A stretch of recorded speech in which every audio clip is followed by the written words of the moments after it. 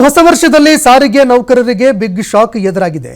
ಮುಂದಿನ 6 ತಿಂಗಳು ಮುಷ್ಕರ ಮಾಡದಂತೆ ಅಧಿಸೂಚನೆ ಹೊರಡಿಸಲಾಗಿದೆ. ರಾಜ್ಯ ಸರ್ಕಾರ ಮುಂದಿನ 6 ತಿಂಗಳವರೆಗೆ ಸರ್ಕಾರಿ ನೌಕರರು ಮುಷ್ಕರ ಮಾಡದಂತೆ ಅಧಿಸೂಚನೆ ಹೊರಡಿಸಿದೆ. ಸರ್ಕಾರದಿಂದ ಸಾರಿಗೆ ನೌಕರರಿಗೆ ಅಧಿಸೂಚನೆ ಹೊರಡಿಸಲಾಗಿದೆ. ಎಂತಹ ಸಂದರ್ಭ ಬಂದರೂ ಕೂಡ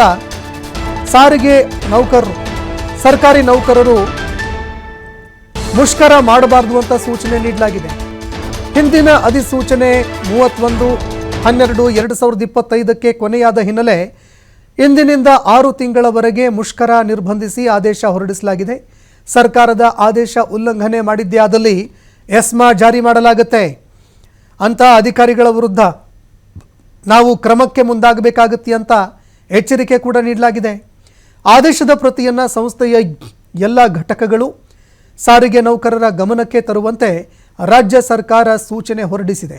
ಹೀಗಾಗಿ ಹೊಸ ವರ್ಷದ ದಿನವೇ ರಾಜ್ಯ ಸರ್ಕಾರ ಸಾರಿಗೆ ನೌಕರರಿಗೆ ಬಿಗ್ ಶಾಕ್ ಕೊಟ್ಟಿದೆ.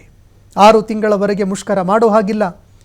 ಇನ್ನು ಪ್ರತಿಯೊಂದು ಅಧಿವೇಶನದ ಸಂದರ್ಭದಲ್ಲೂ ಕೂಡ ಸಾರಿಗೆ ನೌಕರರು ಮುಷ್ಕರ ಮಾಡ್ತಾ ಇದ್ರು, ಹೋರಾಟಕ್ಕೆ ಮುಂದಾಗ್ತಾ ಇದ್ರು.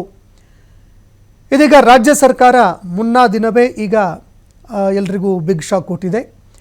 ಮುಷ್ಕರ ಮಾಡದಂತೆ ಅಧಿಸೂಚನೆ ಹೊರಡಿಸಿದೆ.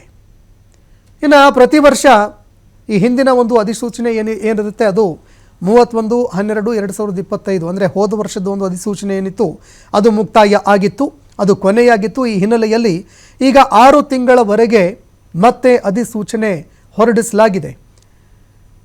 ಇನ್ನು ಸಾರಿಗೆ ನೌಕರರು ಇದನ್ನು ಯಾವ ರೀತಿಯಾಗಿ ತೆಗೆದುಕೊಳ್ತಾರೆ ಅದನ್ನು ಕೂಡ ನೋಡಬೇಕಾಗತ್ತೆ.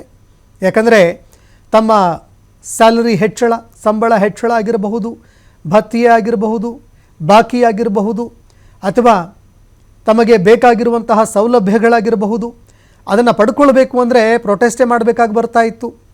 ಪ್ರತಿ ಬಾರಿ ಹೋರಾಟವನ್ನು ಮಾಡಿಕೊಂಡೇ ಸಾರಿಗೆ ನೌಕರರು ತಮಗೆ ಬೇಕಾಗಿರುವಂತಹ ಬೇಡಿಕೆಗಳನ್ನು ಈಡೇರಿಸ್ಕೊಳ್ತಾ ಇದ್ದರು. ಆದರೆ ರಾಜ್ಯ ಸರ್ಕಾರ ಈಗ ಸಾರಿಗೆ ನೌಕರರಿಗೆ ಶಾಕ್ ಕೊಟ್ಟಿದೆ. ಮುಷ್ಕರ ಮಾಡದಂತೆ ಅಧಿಸೂಚನೆ ಹೊರಡಿಸಿದೆ.